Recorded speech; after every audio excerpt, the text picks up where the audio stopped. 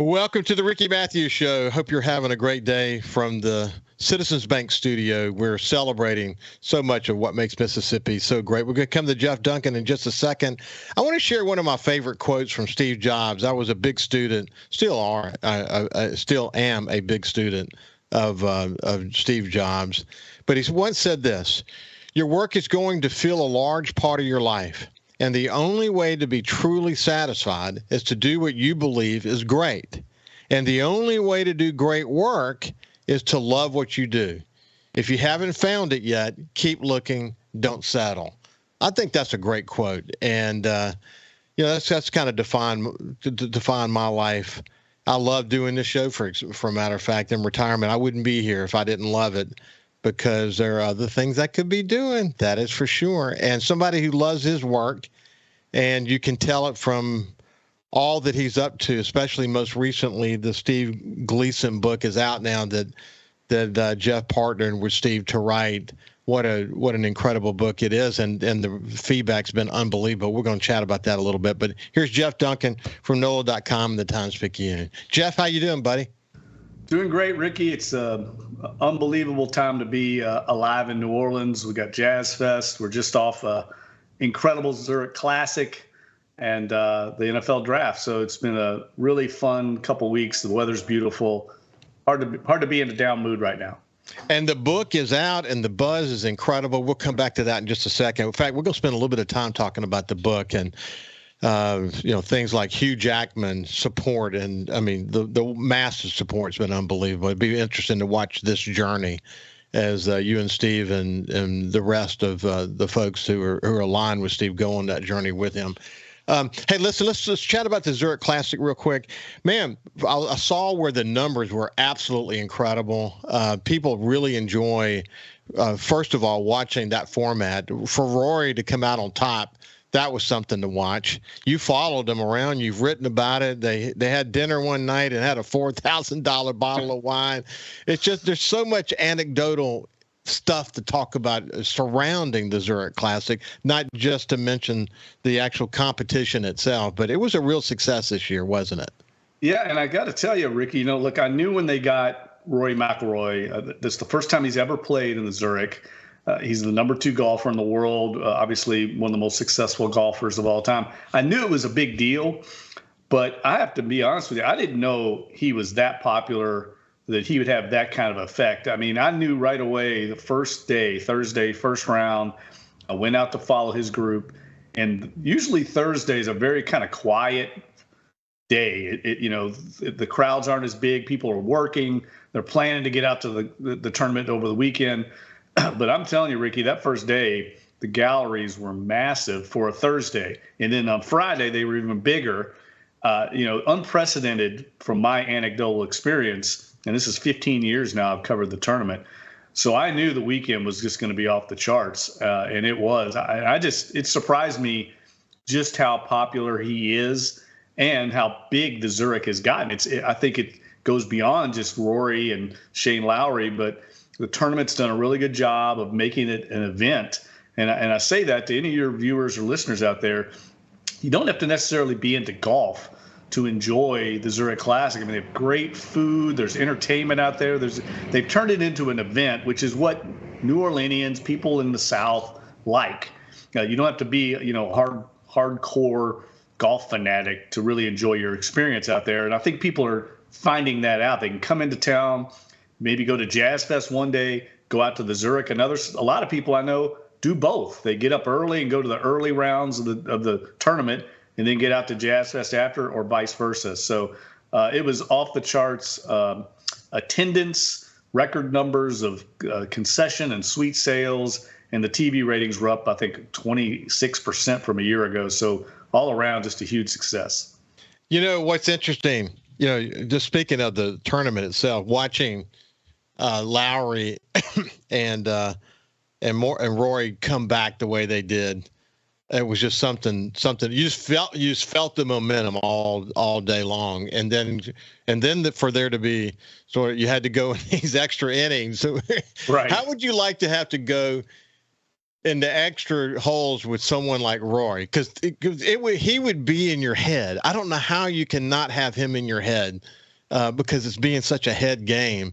That it was no doubt who was going to win that one, was there? No, I felt bad for the other team. I mean, they had to sit around for 2.5 hours, maybe longer, I think, and wait to see if they had to play a playoff. And McIlroy and Lowry were in a groove at that point, and were certainly much more, competitively ready to play a playoff. So it was difficult, and Rory said as much. And I think even, I'll be honest with you, the team format has really become very popular. But there's also a little bit of a mindset that you see. Like, I really feel like Shane Lowry was feeling a little pressure in his game to play up to the standard of his teammate Rory McIlroy, because he's so great and he was playing so well. I could sense Lowry almost feeling the pressure to play for his teammate. So it's really a fascinating format, and that was a big reason why they came here to play. They enjoy playing as a team, and I think one time people thought of it as like a gimmick. They didn't really quite like it. And now we're learning that a lot of players come here just because of that format, just because it really is a different, unique experience. And that was the case with Lowry and McIlroy. Yeah, so really good all the way around. And again, the TV numbers were not records, but really, really strong. I mean, much stronger than previous years. And I had to go back to like 2010. I don't remember exact numbers, but it was really strong. And I'm not a golfer, but used to, I'd only watch golf when Tiger Woods was playing. And now you're finding, different players that are. It's hard not to follow Rory, but the reality is, he's not an American, so it makes it. I wish an American would rise up there, and then of course you got the LIV tournament that's created division, and is that ever going to be worked out? Because it doesn't seem like they're close to getting that worked out. Well, I think eventually you're going to see some kind of merger between the two tours. That's really the biggest question mark for the Zurich going forward. They're a non-elevated event. The future's uncertain, but it's probably, I'd say right now, the best non-elevated event on the PGA Tour. The field was a good example this week. The Byron Nelson Classic over in Dallas, huge market, great historical tournament, has one of the top 20 players in the world in the whole field. And the Zurich had 9 of the top 30. So even you can see how much better this tournament is, the field at least, than a great tournament like the Byron Nelson. So they've got to figure this out, I think, for the good of the entire golf industry in the long run. And I think it'll probably come to a head after this coming tour season. Hey, once again, though, you got a situation where the allure of New Orleans, the food, the culture, they roll out the red carpet in ways that maybe Dallas can't do it. And of course, you know what? We don't talk enough about that course, but the course looked like it was in great shape. It was incredible. All the players were raving over it.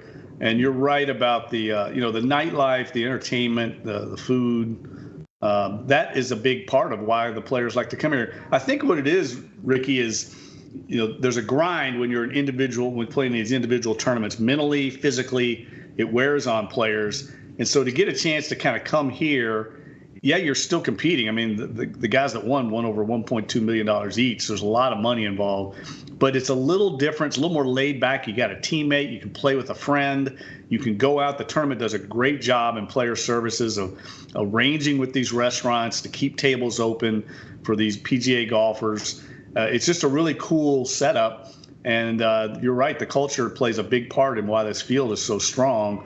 And, Rory McIlroy got out to a Le Petit grocery one night. He went to Gautro's and hung out with Archie and Eli Manning, who just happened to be in there. And then, of course, he had that big meal at Arnold's. We talked about, he got a standing ovation from everyone in the restaurant, ordered a $4,000 bottle of wine. I mean, just incredible stuff that I think he'll never forget. And I'm sure it's going to bring him back here next year. Yeah, 3 of my favorite restaurants in New Orleans, frankly. Kind of 3 of my favorite go-to restaurants when I was in New Orleans, for sure. And I've never ordered a $4,000 bottle of wine, but he did it without even blinking. Well, he just got a $50 million check from the PGA Tour for being loyal to the tour, so I think he could afford it. Yeah, I think he could too. Think about his just endorsements alone, man. So Saints are getting incredible grades, lots of A pluses. I mean, across the board. I mean, their draft is being rated highly. It's being seen as something different than they've done before. They're kind of blowing our minds a little bit with turning the direction away from Drew Brees and Sean Payton. But your read's been good as well, right? Yeah, look, I think you take it into context, what they had to work with and what they were able to do with the limited resources they had in the draft. And I think that's the fair way to grade this draft. By getting two players early on, they only had 2 picks, as we talked about, in the top basically 150 picks. The top 4 rounds only had 2 picks. And they came away with 2 starting level players in Talise Fuaga, I'll get that right.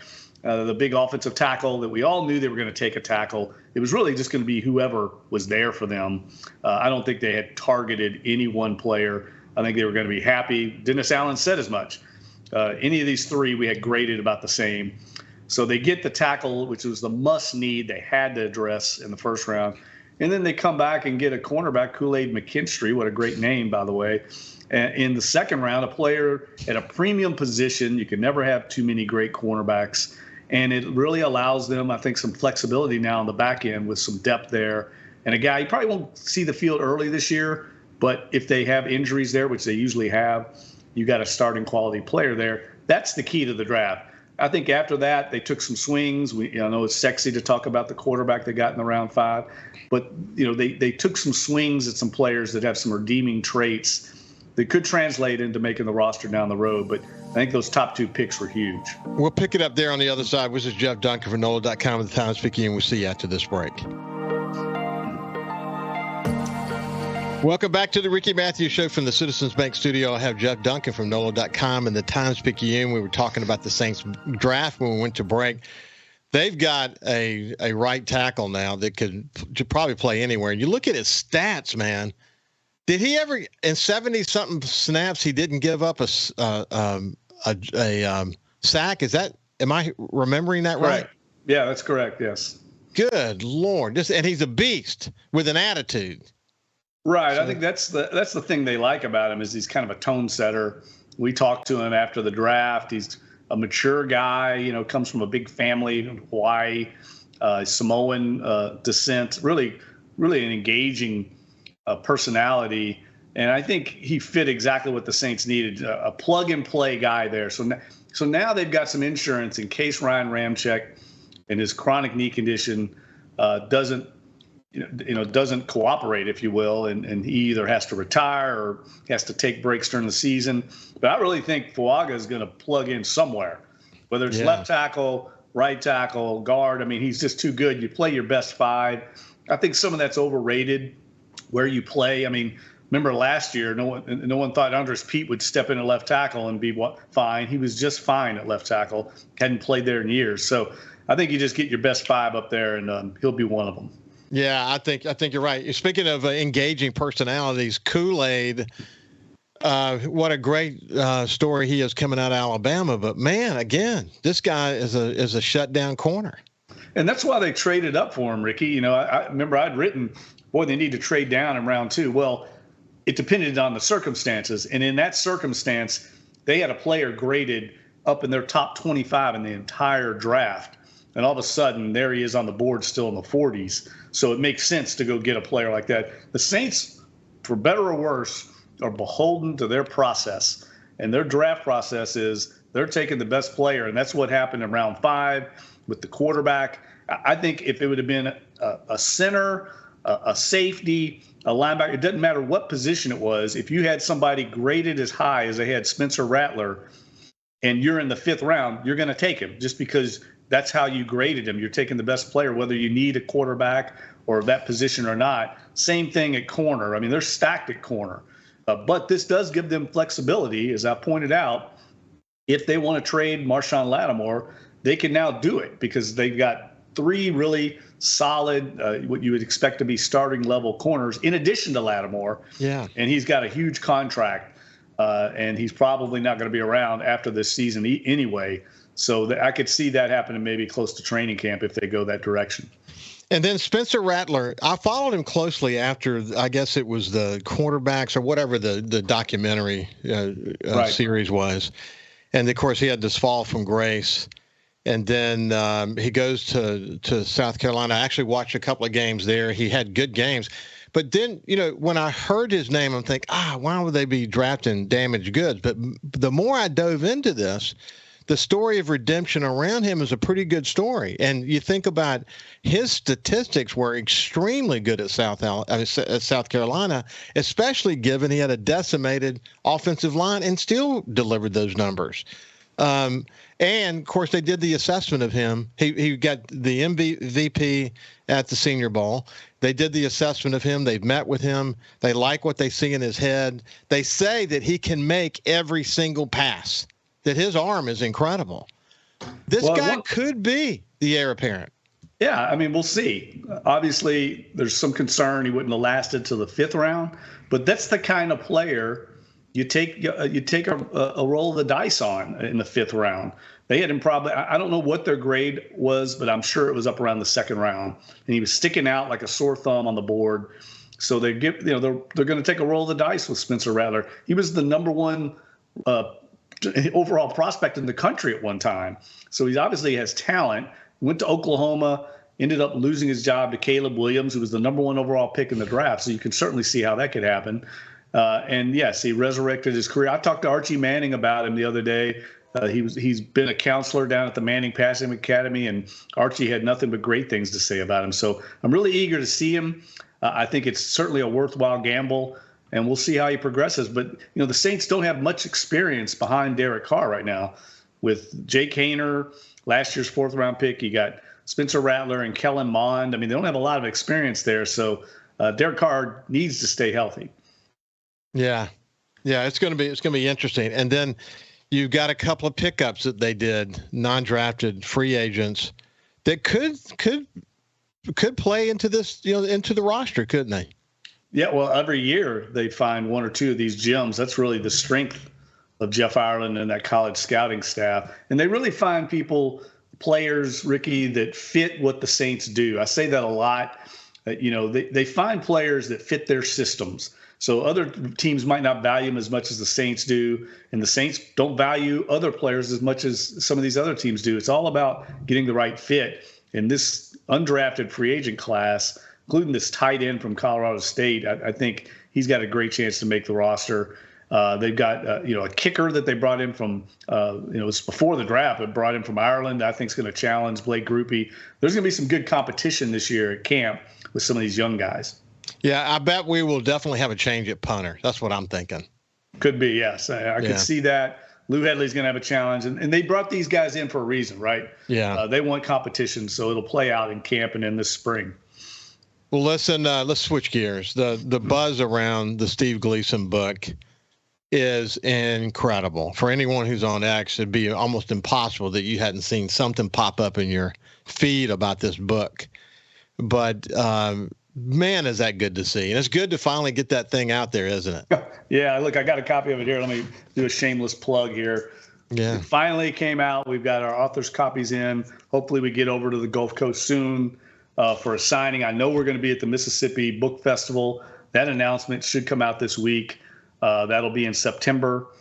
So if you're in the Jackson area or you want to come, we'll be signing and doing a presentation there. But yes, I mean, this is the good part of doing a book, Ricky, when it comes out, all the hard work, the hay's in the barn, and you get to see the gratification. So for me, it's just really rewarding to see Steve and Michelle. It's their first book experience. And, we had 2 years of our lives devoted to this project. And there were a lot of long nights, a lot of long days going through the process. So to see them finally get the rewards and see this come to fruition is really rewarding for me. And what's interesting about it is Steve has completely embraced it. Oh yeah, and he talks about how uncomfortable. I mean, he's this is untested water for him, but he's just gonna embrace it, and that's what he's doing. And people are responding incredibly well to it. Yeah, I think it was a little scary for both of them. I think what people need to know, we've talked about it so much on the show. I feel like your viewers and listeners have been along this journey with me writing the book. But what makes this book so incredible, and what's touching and resonating with so many people that have already read it and the reviews we're getting, is it's honest. It's so honest. I mean, they pour themselves into this book, and they're willing to share all their vulnerabilities, all their human frailties. It's an inspiring book. That's the most important thing you need to know. But there's some ups and downs in here. I mean, you're going to go, when you read it, you're going to cry. There's heartbreak, heartache, but there's also great joy and laughter.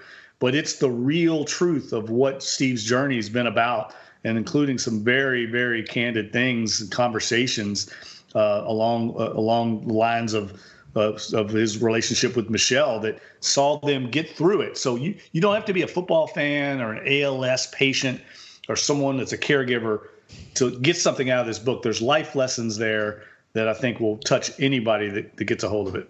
I love the conversations that took place on X. People saying, "Great job writing this book, Jeff."